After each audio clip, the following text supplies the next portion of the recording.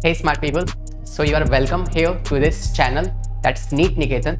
और आज हम बात करने वाले हैं टॉप 50 क्वेश्चंस के बारे में जो किसके ऊपर है, हमारे ह्यूमन फिजियोलॉजी के फर्स्ट चैप्टर में। ज़रा बहुत परेशान दिख रहा है ना? क्या तुम भी इस टाइम बहुत परेशान हो गए आपके नीट के सिलेबस को लेके या फिर अपने एग्जामिनेशन को लेके, है ना? मगर हम इस परेशानी को मुस्कुराहट में चेंज कर देंगे, डोंट वरी, है ना? तो हम स्टार्ट कर रहे हैं डाइजेस्टिव सिस्टम, और जिसके अंदर हम करने वाले हैं आज टॉप 50 PYQs। ऐसे कुछ सवाल जो पिछले कुछ सालों में काफ़ी बार रिपीट हुए हैं और काफ़ी अच्छे सवाल हैं। It's not like a low level सवाल, ये अच्छे लेवल के सवाल हैं। और इसमें सारे कॉन्सेप्ट्स मैंने कोशिश करी है कि यार इस चैप्टर में जितना भी कंटेस्ट है उस पूरे के पूरे पार्ट को मैं आपको इस क्वेश्चंस के थ्रू, है ना, रिवाइज करा दूं। तो once you are done with this session, आप अंतिम तक बने रहे तो आई एम डैम श्योर कि यार ये चैप्टर आपका पूरा रिवाइज भी हो जाएगा, ठीक है? और that's about this session and I welcome you to this channel that's NEET Niketan. My name is Lakshya, I am your biology mentor. और आइए स्टार्ट करते हैं हमारी आज की इस मुलाकात को।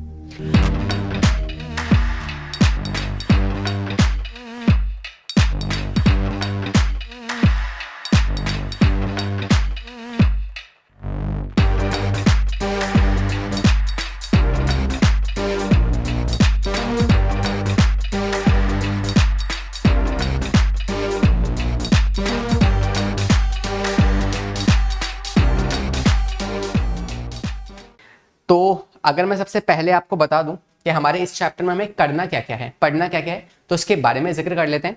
और उससे पहले ध्यान रखिएगा कि डिस्क्रिप्शन में आपको कुछ लिंक्स दी गई हैं, उन लिंक्स को जरूर एक बार चेकआउट कीजिए, है ना? You can connect at different platforms, तो आप वहां से हमें कनेक्ट कर सकते हैं। और इसके अलावा आपको नोट्स मिल जाएंगे, आपको प्लानर मिल जाएगा, है ना, आपको गूगल शीट मिल जाएगी, ये सब कुछ आपको मिल जाएगा डिस्क्रिप्शन में, but make sure to check it out, okay? तो अगर मैं बात करूँ व्हाट टू स्टडी, है ना, या फिर इफ आई टॉक अबाउट, चलो लिख लेते हैं व्हाट वी टू स्टडी। क्या क्या पढ़ना है हमें इस चैप्टर के अंदर। ऑल्दो पढ़ने वाला थ्योरी सेक्शन जो है वो हम फिर कभी कवर करेंगे, लेकिन एज ऑफ नाउ हम सवालों से शुरुआत करने वाले हैं, ठीक है? तो वेल हमने क्या क्या देखा होगा इस चैप्टर में, आप पढ़ चुके हैं।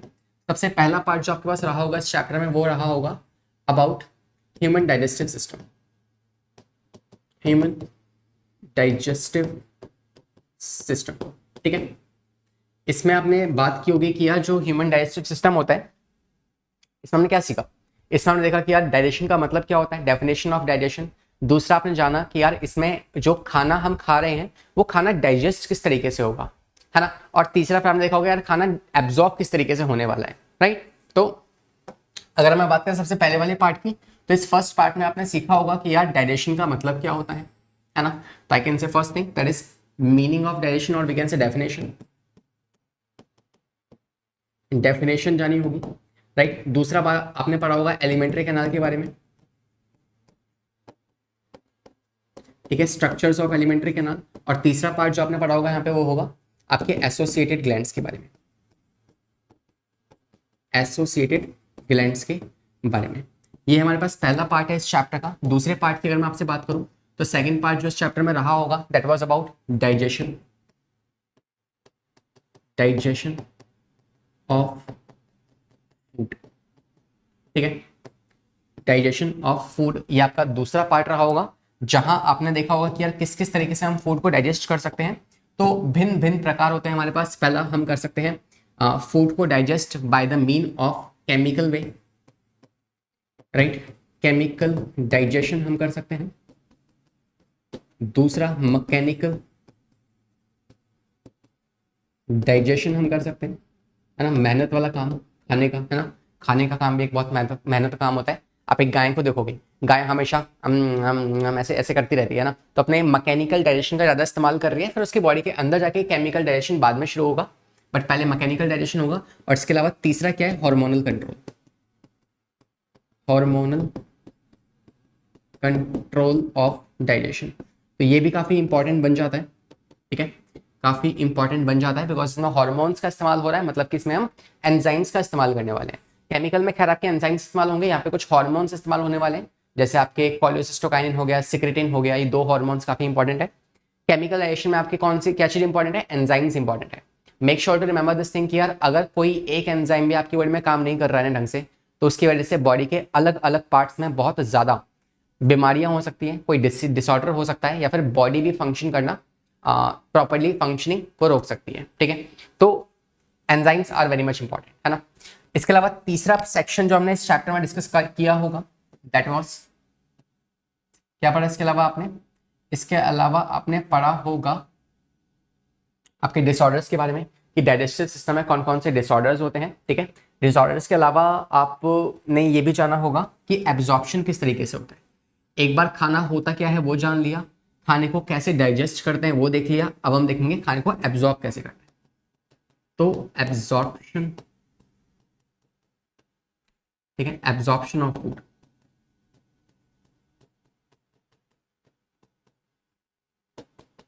एब्जॉर्प्शन ऑफ फूड, ठीक है, इसमें आपने क्या देखा होगा कि यार खाने को एब्जॉर्ब करने के भी बहुत सारे तरीके होते हैं। या तो वो हो सकता है एक्टिव ट्रांसपोर्टेशन से एब्जॉर्ब किया जा रहा हो, एक्टिव ट्रांसपोर्टेशन से, हो सकता है कि वो पैसिव ट्रांसपोर्टेशन के द्वारा एब्जॉर्ब किया जा रहा हो, या फिर तीसरा हो सकता है कि उसको आप एब्जॉर्ब कर रहे हो with the help of facilitated transportation, facilitate transportation. ठीक है, और चौथा और आखिरी पार्ट जो आपने इस चैप्टर में पढ़ा होगा वो होगा अबाउट डिसऑर्डर्स, है ना, डिसऑर्डर्स ऑफ डाइजेस्टिव सिस्टम। ठीक है, जहाँ आपने दो तरह के डिसऑर्डर्स पढ़े होंगे, एक होंगे आपके पास डाइजेस्टिव ट्रैक या डाइजेस्टिव जो एलिमेंट्री कैनाल है उसके डिसऑर्डर्स, एक आपने पढ़े होंगे सिंपली फिजियोलॉजी, है ना, प्रॉपर फंक्शनिंग नहीं होना किसी पार्ट का, कोई पार्ट मिस हो जाना, तो वो तरह की डिसऑर्डर्स आपने देखे होंगे, है ना, जॉन्डिस हो गया आपके, है ना, तो गर्ड हो गया, there are different disorders that you have already discuss. तो ये था हमारे इस चैप्टर के अंदर, और हम सीधा मूव करेंगे सवालों के साथ, ताकि हम हर एक पार्ट को साथ साथ रिवाइज भी करते हुए चलें। ठीक है, तो मैं ऐसा एक्सपेक्ट भी कर रहा हूँ कि यार आप एक शीट लेके बैठे हैं, उस शीट के अंदर आप मेरे साथ साथ सवाल लिखते हुए चलेंगे, और सवाल को लगाएंगे मेरे साथ साथ में ना, क्वेश्चन नंबर 1 लिख के उसका आंसर लिखेंगे, and then we will discuss the answer together. साथ में हम चेक भी करेंगे कि क्या भाई हमारा सवाल सही भी है कि नहीं है, बिकॉज गलतियों से सीखना आवश्यक है ना। जो भी गलती करनी है हमारे साथ कीजिए, अभी कीजिए, लेकिन ये गलतियां जो है ये नीट एग्जामिनेशन में अफोर्डेबल नहीं होंगी। ठीक है, चलिए तो स्टार्ट करते हैं with the very first question. The question is saying which cell of crypts of lubricant secretes the antibacterial substances, जो कि हैं आपके लाइसोजाइम्स। तो जो आपके पास कौन सी सेल्स है क्रिप्स ऑफ लुब्रिकेंट की, जो कि इन लाइसोजाइम्स को सिक्रीट करती है।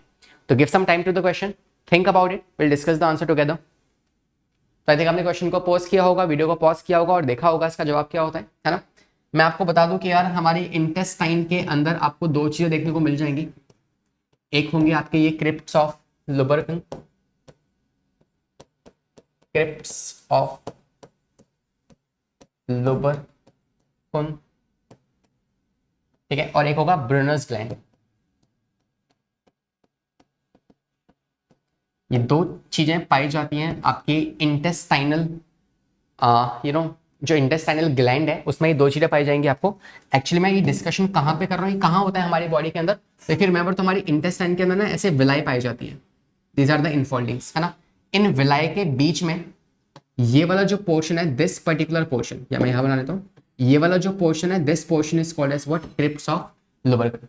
ठीक है, यहाँ पे कुछ डिफरेंट टाइप की भिन्न भिन्न प्रकार की सेल्स होती हैं, जैसे ग्लोबुलेट सेल्स हो सकती हैं, है ना, एंटेरोसाइट्स हो सकती हैं, या फिर आपकी पिनेट सेल्स हो सकते हैं, अलग अलग तरह की सेल्स होंगी इसके अंदर। तो ये वाला जो पोर्शन है ग्लैंडुलर इन नेचर, जिसमें ऐसी सेल्स हैं जो ग्लैंड्स हैं जो कि सिक्रीट कर सकती हैं, वो होता है क्रिप्स ऑफ लुब्रिकेंट वाला पार्ट। ठीक है, अच्छा ये लाइनिंग है, सबसे अंदर वाली लाइनिंग है, यस सर, तो ये कौन सा पार्ट होगा, ये म्यूकोसा की लाइनिंग होगी। इसके नीचे आप आओगे तो नीचे कौन सी लेयर होती है, हाँ भाई, म्यूकोसा के नीचे कौन सी लेयर होती है, सब म्यूकोसा, है ना। तो ये जो सब म्यूकोसा वाला पार्ट है, सब म्यूकोसा ऑफ ड्यूडेनम, ड्यूडेनम की जो सब म्यूकोसा है ना, वहां पे पाई जाती हैं कुछ कौन सी वाली ग्लैंड्स, ब्रुनर्स ग्लैंड्स। ये वो पार्ट है जहां से आपका कोलियोसिस्टोकाइनिन, सिक्रेटिन, ये हार्मोन सिक्रेट होने वाले हैं, तो वो है कौन सी, ब्रुनर्स ग्लैंड, ये हो गए ब्रुनर्स ग्लैंड। ठीक है, तो अगर मैं आपसे बात करूं कि बताओ क्रिप्स ऑफ लुब्रिकेंट में कौन कौन सी सेल्स पाई जाएंगी, तो यहाँ पे आपका बनेगा, यहाँ पे आपकी सेल्स पाई जाएंगी जैसे कि आप कह सकते हो पिनेट सेल्स, ठीक है। इसके अलावा यहां पे पाई जाएंगी, इसके अलावा आपको मिल जाएंगे यहां पे एंटेरोसाइट्स, intestinal juice,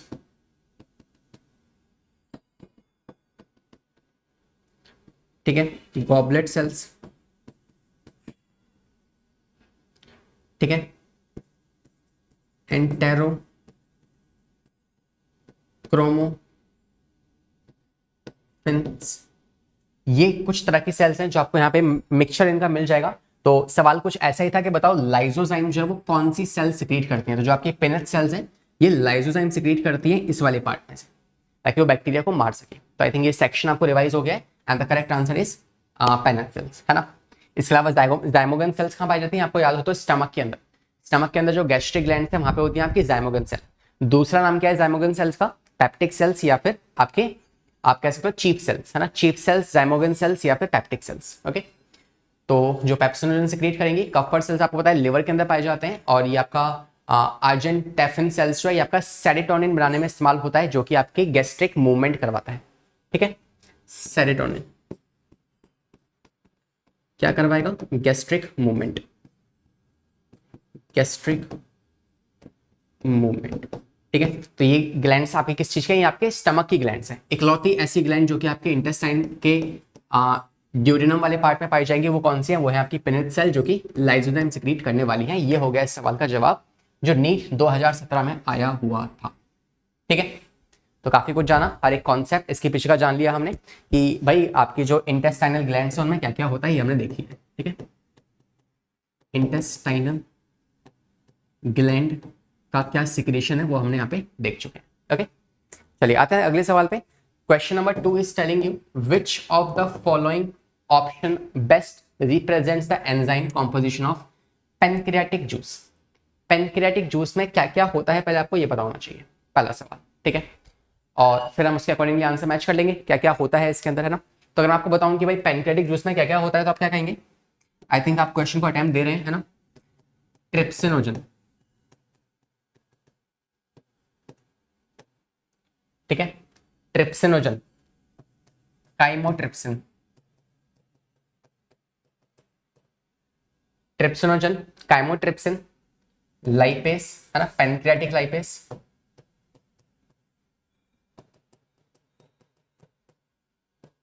amylase, pancreatic amylase same, nucleus, ठीक है। ये और एक और होगा आपका प्रो कार्बोक्सी पेप्टाइडेज, पेप्टाइडेज, ठीक है। तो ये कुछ चीजें पाई जाती हैं किसमें, आपके पेनक्रियाटिक जूस के अंदर। ध्यान रखना, पेनक्रियास निकाल रहा है पेनक्रियाटिक जूस, उसमें ये सारे एंजाइम पाए जाते हैं, okay. Trypsinogen, chymotrypsinogen, pro carboxy peptidase, है ना, लाइपेज हो गया, अमाइलेज हो गया और न्यूक्लियस हो गया, ओके। अब मैच कर लो कौन सा सही मैच कर रहा है। रेनिन है क्या, नहीं सर, काट दो। मैल्टोज है क्या, नहीं सर, काट दो। रेनिन है क्या, नहीं सर, काट दो। Procarboxypeptidase, yes sir. Trypsinogen, yes sir. Amylase, yes sir. Lipase, yes sir. Option number C is the correct answer. क्या ये सवाल मुश्किल था, नहीं, वही सेम पेपर में ये सवाल भी रिपीट हुआ है इस चैप्टर से, ठीक है। तो कॉन्सेप्ट अगर आता हो तो आपका जवाब होगा हाँ, कॉन्सेप्ट नहीं आता तो जवाब होगा ना। इसमें कोई सोचने वाला बात नहीं है कि सर ट्राई किया था और क्वेश्चन हुआ नहीं मेरे से, नहीं, आता है या नहीं आता है, एक ही बात है, ठीक है। तो इसके लिए कॉन्सेप्ट्स आपके स्ट्रांग होने चाहिए, और उन कॉन्सेप्ट्स को आपने अगर एक बार भी पढ़ा है और उसको मेरे साथ इन क्वेश्चंस के थ्रू रिवाइज कर रहे हो तो सारी बातें आपको रिवाइज होने वाली है। आइए आते हैं तीसरे सवाल पे। Question number 3 saying a baby boy age 2 years is admitted to play school and pass through the dental checkup, and dentist ने क्या ऑब्जर्व किया कि यार इसके पास 20 टीथ हैं, इसके पास 20 टीथ प्रेजेंट है, उनमें से कौन सा वाला टीथ उस पर एब्सेंट होगा, जो एक एडल्ट में होता है मगर उसमें नहीं है। यस, मैं आपको फॉर्मूला बता दूं, बाकी आंसर आप गेस कर चुके होंगे। 2102 2102 ये एक छोटे बच्चे के डेंटल फॉर्मूला होता है, और वहीं एडल्ट में क्या होता है 2123 upon 2123, where this first represents incisors, second canine, third premolars and last molars. Same for adult, पहले इंसिजर्स, दूसरे कैनाइन्स, तीसरे प्रीमोलार्स, चौथे मोलार्स। तो आप देख पा रहे हो कि एडल्ट्स में प्रीमोलार्स हैं मगर बच्चों के अंदर प्रीमोलार्स नहीं होते, that means option number B. ठीक है, कुछ मुश्किल नहीं है, सिंपल है।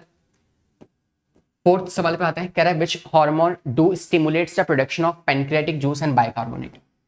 बाइकार्बोनेट का प्रोडक्शन और पैनक्रियाटिक जूस का प्रोडक्शन नहीं but we can say secretion कौन करवाता है? Is this angiotensins and epinephrine, या गैस्ट्रिन, इंसुलिन, कोलियोसिस्टोकाइनिन, सिक्रेटिन, या फिर इंसुलिन और ग्लाइकोजन? सोचो क्या होगा इसका जवाब। समय की कीमत तुम्हें जाननी पड़ेगी, है ना। आइए देखते हैं क्या है इसका सही जवाब। तो the correct answer is option number C, cholecystokinin और सिक्रेटिन।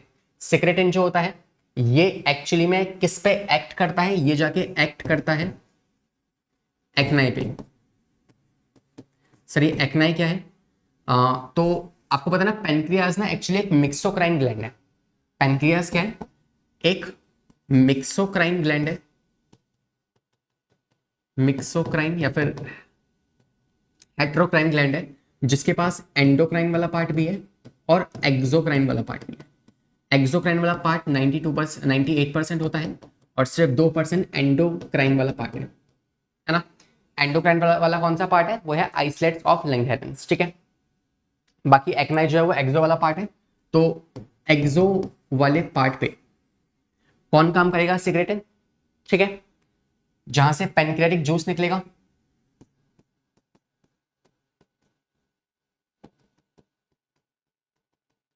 पैनक्रियाटिक जूस निकलने वाला है। ठीक है, इसके अलावा अगर मैं बात करूं, ये दूसरा कोलियोसिस्टोकाइनिन जो है ये काम करेगा बाइल जूस पे जाके, या हम कहते हैं गॉल ब्लैडर पे जाके, गॉल ब्लैडर पे जाके एंड एंडोक्राइन वाले पार्ट पे, किसके? पैनक्रियास के।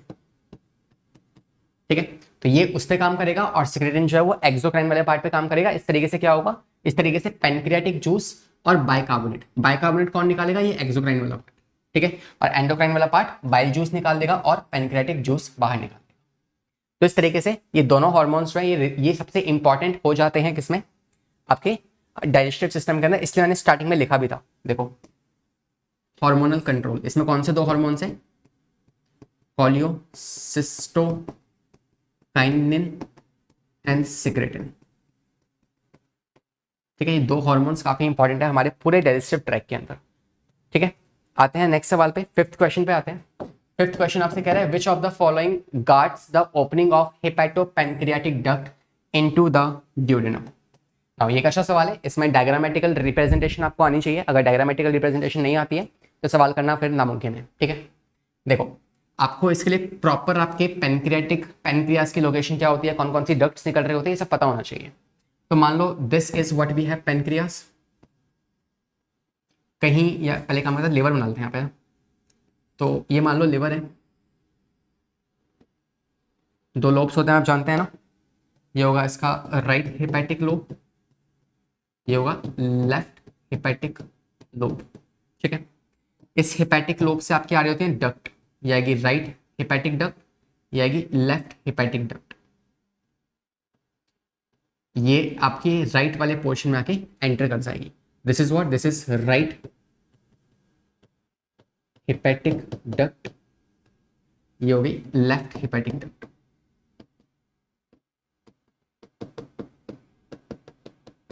ठीक है, अब इस डक्ट से अगर हम आगे बढ़े तो आप देखोगे इन दोनों के फॉर्मेशन से बन चुकी है आपकी कॉमन हेपेटिक डक्ट। ये कौन सी डक्ट है? ये है common hepatic duct.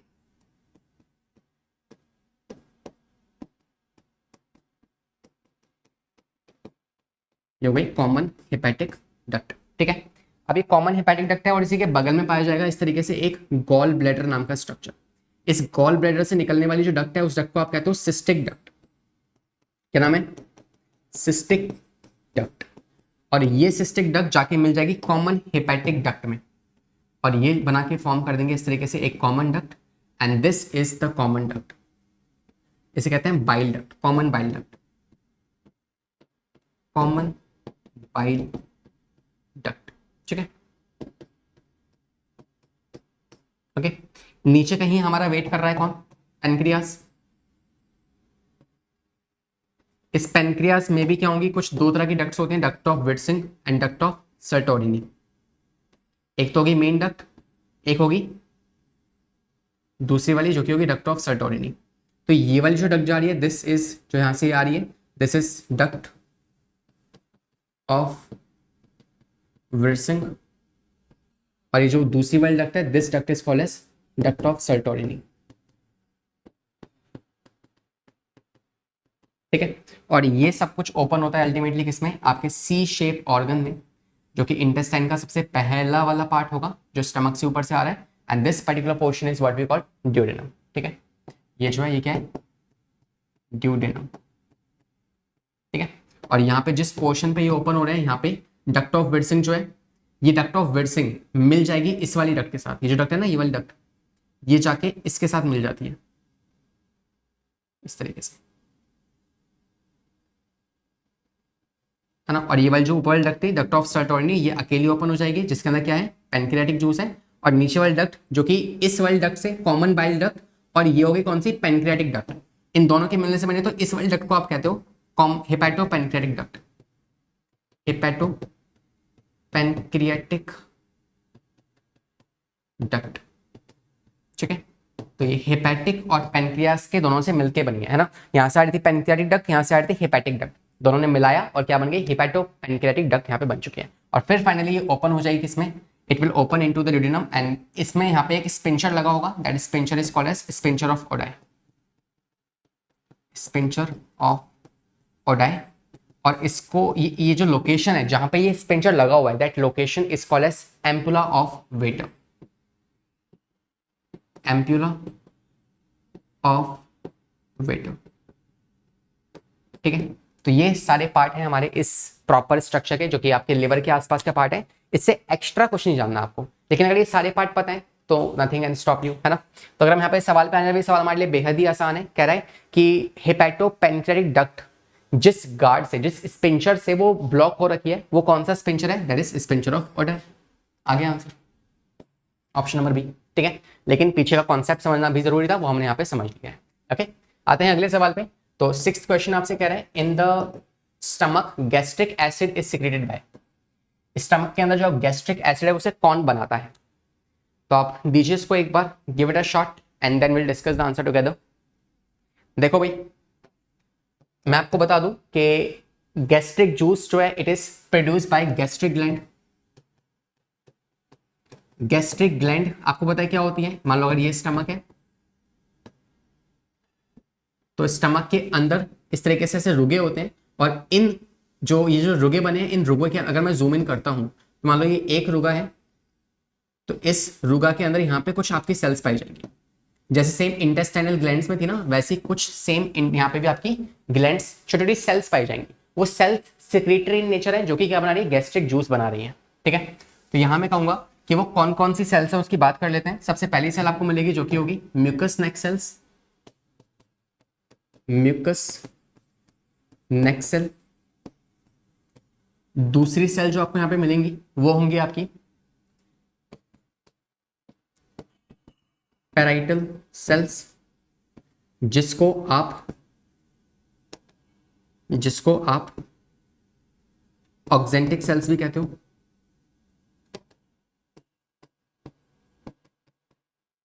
Oxyntic cells भी कहते हो। ठीक है, तीसरी तरह की जो सेल होगी वो होगी पैप्टिक सेल, जिसको आप चीफ सेल भी कहते हो, जिसको आप चीफ सेल या फिर जाइमोगन सेल्स भी कहते हो। ठीक है, और सबसे पहली वाली जो सेल है क्या सिक्रीट करती है? इट सिक्रीट्स म्यूकस, जो कि प्रिवेंट करेगा इनर लाइनिंग ऑफ स्टमक को फ्रॉम द HCl।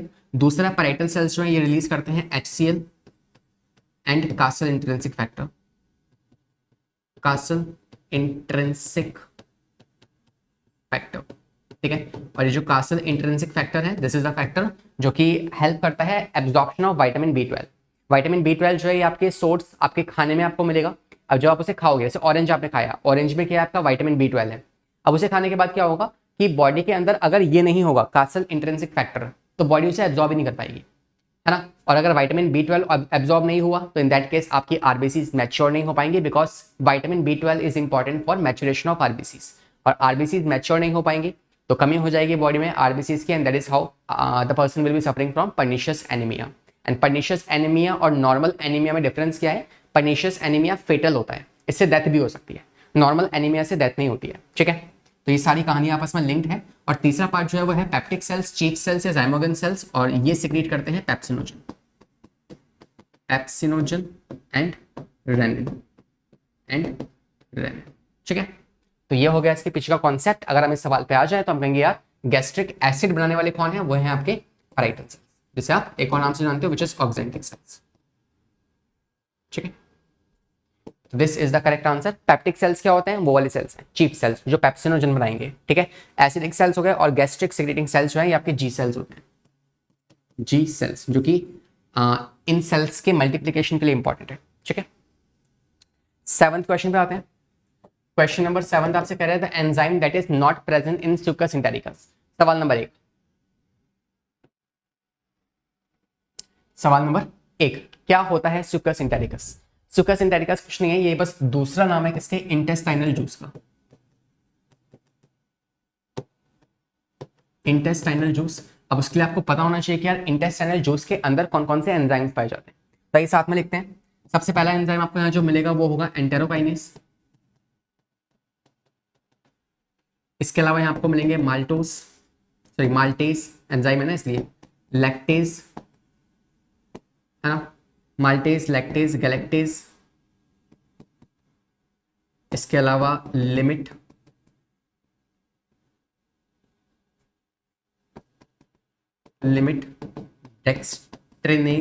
डेक्सट्रिएस। इसके अलावा आपको मिलेगा अमाइनो पेप्टाइडेज, है ना, डाइपेप्टाइडेज। इसके अलावा अमाइलेज, है ना, और लाइपेज, तो ये हो जाएगा आपका न्यूक्लियोसाइडेज, न्यूक्लियोटाइडेज।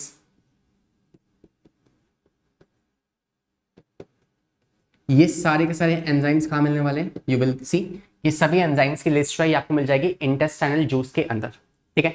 इसमें क्या पूछा गया बताओ, कौन सा वाला एंजाइम नहीं पाया जाता? तो आपका न्यूक्लियस नहीं पाया जाएगा। न्यूक्लियोसाइडेज है, यस सर। न्यूक्लियोटाइडेज है, यस। लाइपेज है, यस। माल्टेज है, यस। ये सब कुछ है इसके, बस न्यूक्लियस नहीं है। आपको अगर याद हो, ये मेरे लिए ये मेरा सवाल है आपके लिए, बताओ न्यूक्लियस कहाँ होता है? न्यूक्लियस यहाँ पे नहीं है तो कहाँ होगा? देखो, गैस कर लो, है ना। आंसर आपके सामने आने वाला है, जस्ट आने वाला है, और आ गया। देखो न्यूक्लियस पैनक्रियाटिक जूस के अंदर पाया जाता है न्यूक्लियस। इंटेस्टाइनल जूस के अंदर न्यूक्लियस नहीं होता, वहां पे न्यूक्लियोटाइडेज और न्यूक्लियोसाइडेज होता है, ठीक है। तो this is the correct answer for this question. आते हैं 8th क्वेश्चन पे। Question number 8 is saying the primary dentition in human differs from permanent dentition in not having which of the following. तो permanent dentition और primary dentition में क्या, किस चीज का डिफरेंस होता है? तो वो है प्रीमोलर्स। प्रीमोलर्स बच्चों में नहीं होते हैं लेकिन एडल्ट्स में होते हैं, ठीक है। 9th question, gastric juice of infant. बच्चों के गैस्ट्रिक जूस में क्या क्या पाया जाता है? तो बच्चों को आपको पता है कि जो बेबीज होते हैं उनकी मेन डाइट क्या होती है? इट्स नथिंग बट उनका मिल्क, है ना। मदर्स का मिल्क हो गया, सिंपली दूध ही पिलाते हैं बच्चे को, है ना। तो मेजॉरिटी या आप कहोगे सबसे ज्यादा डाइट क्या है बेबीज की? वो है मिल्क। तो मिल्क को डाइजेस्ट करने के लिए या उस मिल्क को दही में कन्वर्ट करने के लिए, कर्डलिंग ऑफ मिल्क, उसके लिए बच्चों में एक एंजाइम होता है जिसे आप कहते हो रेनिन, ठीक है। क्या करता है ये मिल्क के अंदर प्रेजेंट जो प्रोटीन है जिसे आप कैसीन कहते हो, उसे पैराकैसीन में कन्वर्ट कर देते हैं, उसे पैराकैसीन में कन्वर्ट कर देता है, ठीक है। तो हम यहाँ पे कहेंगे यार रेनिन तो हो गई होगा बच्चों के अंदर। इसके अलावा और क्या होगा साथ में? साथ में आप कहोगे कि यार बच्चों के, बिकॉज वो मिल्क पी रहे हैं, है ना, दूध पी रहे हैं, तो दूध में आप जानते हो इट्स अ काउ प्रोडक्ट, है ना, एनिमल प्रोडक्ट, तो उसमें फैट भी होगा। तो फैट को डाइजेस्ट करने के लिए लाइपेज होना चाहिए, तो लाइपेज होना चाहिए, रेनिन होना चाहिए, और रेनिन एक बार को उसके प्रोटीन्स को डाइजेस्ट कर देगा, लेकिन उस बचे हुए प्रोटीन को भी प्रॉपर्ली डाइजेस्ट करने के लिए चाहिए होता है पेप्सिनोजन। ठीक है, तो ये तीनों एंजाइम्स होंगे एक बेबी के, इन्फेंट के डाइजेस्टिव सिस्टम के अंदर, ठीक है, जो कि पाए जाएंगे। This is the correct answer. ठीक है, बाकी न्यूक्लियस नहीं होता बच्चों के अंदर, माल्टेस नहीं होगा बच्चों के अंदर, और साथ में अमाइलेज की भी इतनी कुछ खास जरूरत नहीं है। ठीक है, बिकॉज वो रोटी खाना उन्होंने स्टार्ट नहीं करी है अभी। क्वेश्चन नंबर 10 आपसे कह रहा है which of the following statement is not correct. कौन सी स्टेटमेंट यहाँ पे गलत है। अब गलत सही है ना, तो इसमें जब भी ऐसा सवाल आए तो उस वर्ड पे एक ऐसे लाइन तो मार ही दो ताकि आपके माइंड में रहे कि भाई सवाल गलत पूछ रहा है या सही पूछ रहा है। ठीक है, तो ऑक्जेंटिक सेल्स जो है they are present in the mucosa of, मैं एक बार स्क्रीन से हट जाता हूँ, देखो आप ध्यान से क्वेश्चन को, give it a shot, attempt करो, then will discuss the answer together. देखिए देखो, तो ऑक्जेंटिक सेल्स जो है they are present in the mucosa of stomach and secrete the HCl। तो यार ऑक्जेंटिक सेल्स जो आप जानते हैं, एक minute let me just correct the spelling,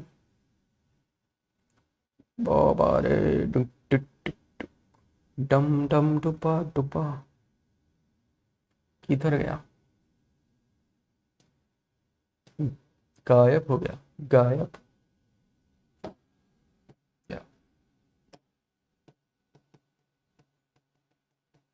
ठीक है, वापस आते हैं सवाल पे। तो ऑक्जेंटिक सेल्स जो है they are present in the mucosa of stomach. तो यस, म्यूकोसा में होते हैं, लेकिन ये HCl सिक्रीट करते हैं क्या? Yes sir, because these are parietal cells, parietal cells HCl secrete करते हैं। दूसरा एक्नाई जो है they are the present in the pancreas and secrete the carboxypeptidase. तो yes, this is also correct. ठीक है, एक्सोक्राइन पार्ट है और ये आप जानते हो पेनक्रियाटिक जूस में होता भी है। ओके, तीसरा बर्नर्स ग्लैंड जो होते हैं, आपको बताया था, सब म्यूकोसा ऑफ ड्यूडेनम, वहां पाए जाते हैं बर्नर्स ग्लैंड। ये बर्नर्स ग्लैंड जो है they are present in the submucosa of stomach and secrete the pepsinogen. No, pepsinogen सिर्फ और सिर्फ आपके स्टमक के अंदर होगा, नो एट अदर प्लेस। ठीक है, pepsinogen is pepsinogen, none of your business. तो ये सिर्फ वहीं रहता है, कहीं और नहीं रहेगा। लास्ट है गॉबलेट सेल जो है, क्या ये म्यूकोसा में म्यूकस बनाते हैं? बिल्कुल सही, म्यूकोसा में म्यूकस बनाते हैं, बिल्कुल सही। तो option number C is the incorrect statement, जो कि सही जवाब होगा हमारे इस सवाल का। ओके, अब आते हैं नेक्स्ट क्वेश्चन पे, 11th क्वेश्चन। कह रहे हैं the initial step in the direction of milk in the human is carried out by. सबसे स्टार्टिंग में मिल्क का डायरेक्शन कौन कर रहा था? तो स्टार्टिंग में हम कौन थे? छोटे से चिंटू पिंटू रामू शामू, है ना, which is nothing but rennin. Okay, इसके बाद 12th question, this is a good question, एक नए वैरायटी का क्वेश्चन है ना, एक नया मॉड्यूल आप इसे कह सकते हो। तो आप कहोगे fructose is absorb into the blood through the mucosa cells of intestine by the process called. तो फ्रक्टोज का एब्जॉर्प्शन कैसे होता है? एक्टिव ट्रांसपोर्टेशन या फैसिलिटेट ट्रांसपोर्टेशन, सिंपल डिफ्यूजन से, या फिर को ट्रांसपोर्ट मैकेनिज्म की मदद से। यस, अच्छा सवाल है, सोचो एक बार, समय दो इस सवाल पे, जितना समय तुम दोगे, है ना, अभी जितना समय दोगे उतना ही कम समय आपको देना पड़ेगा एग्जाम में। देखा जवाब? तो देखो हमारे पास कुछ हमने खाने को डाइजेस्ट कर दिया, जैसे ग्लूकोज है, एक सिंपलेस्ट फॉर्म है, इसे तो आप क्या ही तोड़ोगे, और है ना। कार्बोहाइड्रेट एक बड़ी फॉर्म थी, ग्लूकोज एक सिंपल सी फॉर्म है ना। अमाइनो एसिड एक बड़ी फॉर्म थी, आपने उसको सिंपल अमाइनो एसिड्स में तोड़ दिया, सिंपल फॉर्म है। ठीक है, फैटी एसिड्स ग्लिसरॉल में टूट गया, है ना, फैट जो है फैट ग्लिसरॉल और फैटी एसिड में टूट गए। तो ये कॉम्प्लेक्स से सिंपलेस्ट फॉर्म में कन्वर्ट करना, it is nothing but called as digestion. कर चुके हैं डाइजेशन, समझ में आ चुका है। अब उस डाइजेस्टेड प्रोडक्ट को एब्जॉर्ब करना है। तो एब्जॉर्प्शन में आपके कुछ प्रोसेस होता है, जैसे एक्टिव ट्रांसपोर्टेशन, सिंपल डिफ्यूजन, है ना, पैसिव ट्रांसपोर्टेशन, फैसिलिटेट डिफ्यूजन, ये सब कुछ होता है। तो मैं आपको बता दूं कि यार मान लो ये आपका इंटरस्टिशियल फ्लूइड है, बाहर सोडियम ज्यादा होता है, बाहर सोडियम ज्यादा होता है, तो ये जो सोडियम है ये बाहर से अंदर मूव करता है। ठीक है, और अंदर से पोटेशियम बाहर जाता है, और इसी दौरान एक एटीपी का इस्तेमाल होगा, और इसी के साथ साथ इन 3 सोडियम के अंदर जाते टाइम पे एक ग्लूकोज भी अंदर भाग जाता है, एक ग्लूकोज का मॉलिक्यूल भी अंदर भाग जाता है। दिस इज व्हाट हैपेंस, और ये हो रहा है सोडियम को ट्रांसपोर्ट मैकेनिज्म की मदद से, है ना। सोडियम एक्टिव को transport mechanism, sodium active co transportation. ठीक है, तो भाई ग्लूकोज और गैलेक्टोज तो ऐसे जाते हैं, ग्लूकोज एंड गैलेक्टोज गैलेक्टोज तो ऐसे जाते हैं, ठीक है, पहली बात। दूसरा कोई आपसे पूछे बताओ फ्रक्टोज कैसे जाता है, तो आप कहोगे फ्रक्टोज जो है वो ट्रेवल करता है with the help of facilitate diffusion. देखो मैं क्यों लिख रहा हूं, ताकि आप भी लिख लो इसको, साथ में एक पेन कॉपी लेके बैठो, जो जो बातें लिखवा रहा हूं, जो आपको पता है कि यार मैं भूल चुका हूं, लिख लो उसको अभी कभी। एक पेज 3 या 4 पेज बनेंगे, वो 3-4 पेज भी आपने 2-3 दिन में रिवाइज कर लिया ना, चैप्टर रैप अप है आपका, रोज रिवाइज कर लोगे तो, ठीक है। फैसिलिटेट डिफ्यूजन के थ्रू, इसमें किसी भी प्रकार की एनर्जी का इस्तेमाल नहीं होता, तो इट्स अ सिंपल वन, है ना, बस प्रोटीन्स का इस्तेमाल होगा, ये ध्यान रखना, है ना, कुछ ट्रांस मेम्ब्रेन प्रोटीन्स का इस्तेमाल होगा। और तीसरा आप कहोगे कि जो आपके फैटी एसिड्स हैं, फैटी एसिड हो गए, ग्लिसरॉल हो गया, ये सिंपल डिफ्यूजन के थ्रू ट्रांसपोर्ट हो जाते हैं, सिंपल डिफ्यूजन के थ्रू ट्रांसपोर्ट हो जाते हैं। क्या बात समझ में आ गई? ओके, तो हम कहेंगे यार कि आपके पास फ्रक्टोज जो है किस तरीके से ट्रांसपोर्ट होता है, फैसिलिटेट ट्रांसपोर्टेशन की मदद से, विदाउट यूजिंग एनी एनर्जी, मगर हाँ प्रोटीन्स का इस्तेमाल होगा ही होगा। 13 क्वेश्चन आपसे कह रहा है, एक अच्छा सवाल है, I personally like this question, इसलिए मैं आपके लिए लेके आया हूँ, है ना। इस सवाल में आपके काफी सारे कॉन्सेप्ट ऑलरेडी मिक्स हो गए हैं, है ना, तो जब एक सवाल में काफी सारे कॉन्सेप्ट्स मिक्स हो जाते हैं तो वो एक सवाल एग्जामिनर का फेवरेट सवाल बन जाता है, इसलिए नीट में आया है 2013 के अंदर। ट्राई कीजिए, गिव इट अ शॉट, देखें साथ में सॉल्व करते हैं। कह रहा है सिलेक्ट द करेक्ट मैच, आपको बताना है इन चारों में से कौन सा वाला करेक्ट मैच है। ग्लिसरॉल एंड फैटी एसिड, क्या ये ड्यूडेनम के अंदर काइलोमाइक्रोन्स की फॉर्म में एब्जॉर्ब होते हैं। कोलेस्ट्रॉल और माल्टोज जो है ये लार्ज इंटेस्टाइन में होते हैं, ग्लिसरीन एंड ग्लूकोज जो है स्मॉल इंटेस्टाइन में एक्टिव ट्रांसपोर्टेशन से होते हैं।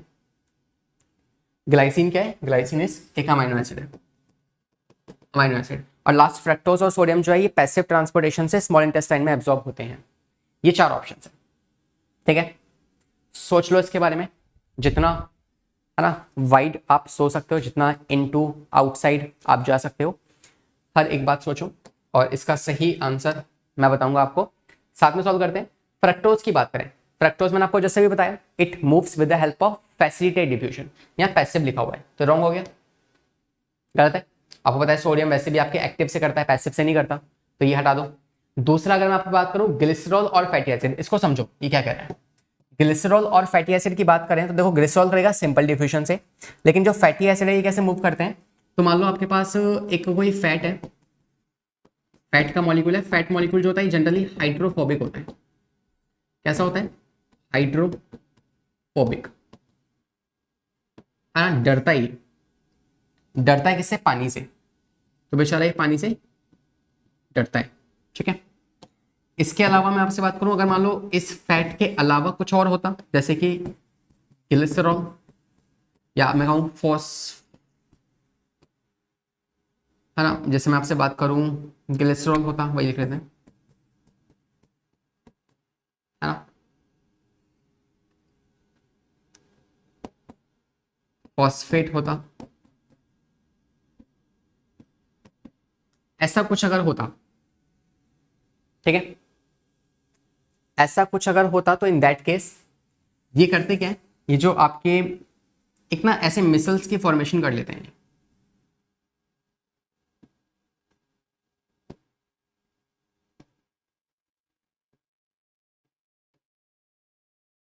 इन्हें कहते हैं मिसल्स, है ना। इन मिसल्स के पास एक क्या है, एक इनके पास है आपका हेड, कैसा हाइड्रोफोबिक हेड, और एक इनके पास हाइड्रोफिलिक टेल। तो ये हाइड्रोफिलिक टेल हो गई और ये हाइड्रोफोबिक हेड हो गया, हाइड्रोफोबिक हेड हो गया, ठीक है। तो हाइड्रोफोबिक टेल और हाइड्रोफोबिक हेड है। अब ये जो मिसल्स हैं ये मूव कर जाते हैं किसमें, अपने बगल वाले एंटेरोसाइट्स के अंदर। एंटेरोसाइट्स कहां पढ़ी थी हमने, इंटेस्टाइनल ग्लैंड्स के अंदर जो आपकी सेल्स थी एंटेरोसाइट्स वहां पे, और वहां पे मूव करने के बाद ये सिंपल डिफ्यूजन से, मान लो ये आपकी एक एंटेरोसाइट है, तो ये एंटेरोसाइट के अंदर सिंपल डिफ्यूजन से मूव कर जाएंगे और वहां पे इन्हें कन्वर्ट कर दिया जाता है किसके अंदर, वहां इन्हें कन्वर्ट कर देते हैं काइलोमाइक्रोन्स के अंदर, काइलोमाइक्रॉन्स क्या होते हैं, इन्हीं फैट के ऊपर। आप जानते हैं कि fat are not soluble in the water, ये ऐसे फैट है जो पानी में सॉल्युबल नहीं है, लेकिन अगर मान लो इन्हीं फैट के ऊपर ये जो ऐसा मिसल्स बन चुका है, इसके ऊपर हमने एक प्रोटीन की कवरिंग चढ़ा दी, इसके ऊपर हम एक पतली सी प्रोटीन की कवरिंग चढ़ा देंगे तो ये पानी में सॉल्युबल हो जाएगा। ठीक है, तो हम कह सकते हैं कि chylon is what, that is nothing but a thin protein covering on fat. जो कहां पे हुआ है, वो हुआ है आपके एंटेरोसाइट्स के अंदर। ठीक है, सिंपल डिफिशन से अंदर मूव किए, वहां से मैं ये काइलोमैक्रोन्स में कन्वर्ट हो चुका है। ये सब कुछ कहां हो रहा है, ये सब कुछ हो रहा है आपके ड्यूडेनम के अंदर। ठीक है, सॉरी जेजुनम के अंदर। ठीक है, तो हम कहेंगे कि यार फैटी एसिड कुछ इस प्रकार से मूव करते हैं, एज अ काइलोमाइक्रोन्स मूव करते हैं, मगर ड्यूडेनम के अंदर नहीं, और ग्लिसरॉल यहाँ पे ऐसे ही मूव करेगा बट सिंपल डिविजन के थ्रू। तो इसे काट दो। दूसरा कोलेस्ट्रॉल, मैं आपको कॉन्सेप्ट सिखाया अभी, ठीक है, ताकि अगर इसके ऊपर बेस्ड कोई और सवाल आ जाए तो आप कर पाओ, कॉन्सेप्ट सीख चुके हो। दूसरा कोलेस्ट्रॉल एंड माल्टोज, माल्टोज जो है वो आपके एक्टिव एब्जॉर्प्शन से नहीं होगा। ठीक है, एक्टिव एब्जॉर्प्शन से नहीं होगा। और तीसरा आपके पास ग्लाइसिन अमाइनो एसिड जो होता है, और ग्लूकोज। तो अमाइनो एसिड और ग्लूकोज एक जैसे तरीके से ही मूव करते हैं, और वो तरीका क्या है, वो है सोडियम मैकेनिज्म। ठीक है, पीछे बताया था मैंने आपको ये। ठीक है, तो इस तरीके से मूव करते हैं, सोडियम एक्टिव को ट्रांसपोर्टेशन की मदद से मूव करते हैं। दैट मीन्स यही हमारा सही आंसर है कि ये स्मॉल इंटेस्टाइन में इसका एब्जॉर्प्शन होता है और एक्टिव ट्रांस एब्जॉर्प्शन की मदद से। ठीक है, फ्रक्टोज में क्या होता है, फैसिलिटेट। ठीक है, इसलिए वो भी सही नहीं है। ऑप्शन नंबर सी जो है वो करेक्ट मैच है, बाकी सब गलत है। क्वेश्चन नंबर 14 पे आते हैं। कह रहे हैं a healthy person eats the following 5 gram of raw sugar. Now ये सवाल नहीं, ये बवाल है, ये एक न्यूमेरिकल है। ठीक है, 5 ग्राम शुगर है, 4 ग्राम एल्ब्यूमिन है। तो 5 ग्राम तो हो गए हमारे पास शुगर, शुगर मतलब कार्ब्स। कार्ब्स की फिजियोलॉजिकल वैल्यू कितनी होती है, मतलब कि अगर वो बॉडी के अंदर जा रहा है तो 1 ग्राम कार्ब्स को बर्न करने के लिए बर्न करने पे कितनी एनर्जी निकलेगी आपकी, तो वो होती है कुछ 4 किलो कैलोरीज पर ग्राम। ठीक है, 4.0 किलो कैलोरीज पर ग्राम। ठीक है, ये होती है कार्बोहाइड्रेट्स की फिजियोलॉजिकल वैल्यू, फिजियोलॉजिकल वैल्यू। ठीक है, दूसरा यहाँ पे दिया है एल्बुमिन, जो कि आप जानते हैं एक प्रोटीन है। तो प्रोटीन की कितनी होती है, ये आपको मैं 1 ग्राम की बता रहा हूँ, है ना। ऐसी 1 ग्राम अगर आप बर्न करोगे तो आपके प्रोटीन्स को तो कितनी एनर्जी मिलेगी, सेम 4.01 होती है, मगर इसको अभी अब हम न्यूमेरिकल के लिए इसको सिर्फ 4.0 मान के चल रहे हैं, किलो कैलोरीज पर। तीसरा फैट की बात करें तो फैट 1 ग्राम अगर आप कर रहे हो तो in that case the energy you will get that is 9.0 kilo calories per gram. ठीक है, ये वैल्यूज होती हैं। लास्ट है आपके पास लैग्निन, लैग्निन कोई एनर्जी नहीं देता बिकॉज ये एक बस प्लांट का एक्सक्रीटरी वेस्ट है। तो उसका एक्सक्रीटरी वेस्ट तुम क्यों खाओगे, है ना। तुम क्या, कोई भी एनिमल क्यों खाएगा, वो तो वेस्ट है उसका, तो वो खुद रखेगा, हम क्यों खाएंगे इसका वेस्ट, है ना। तो अगर हम बात करें 5 ग्राम शुगर है, तो आपको पता है 1 ग्राम शुगर से 4 मिलती है, तो 5 से कितनी मिलेगी, यूनिटरी मेथड बचपन से पढ़ते आ रहे हैं। 1 से 4 तो 5 से 20 मिलेगी। ठीक है, अगर हम बात करें प्रोटीन्स की तो उसमें 1 से 4 मिलती है, और प्रोटीन्स हैं कितने आपके पास, 4 है, तो 4 से कितनी मिलेगी, तो 4 × 4 16। लास्ट है आपके पास 1 से 9 मिलती है, और ऐसे हैं कितने, यहाँ पे ही कह रहा है कि 10 ग्राम प्योर बफलो है और आपके पास 2 ग्राम कितना है वेजिटेबल की, 10 + 2 12 हो गए, तो 12 से कितनी मिलेगी, 1 से 9, तो 12 से 9 × 12 दैट इज 108। तीनों को ऐड करना, टोटल कितनी एनर्जी हो गई, 20 200 286 16 144 144। तो 144 एनर्जी जो आपको मिलने वाली है। This is the calories that you will be getting here.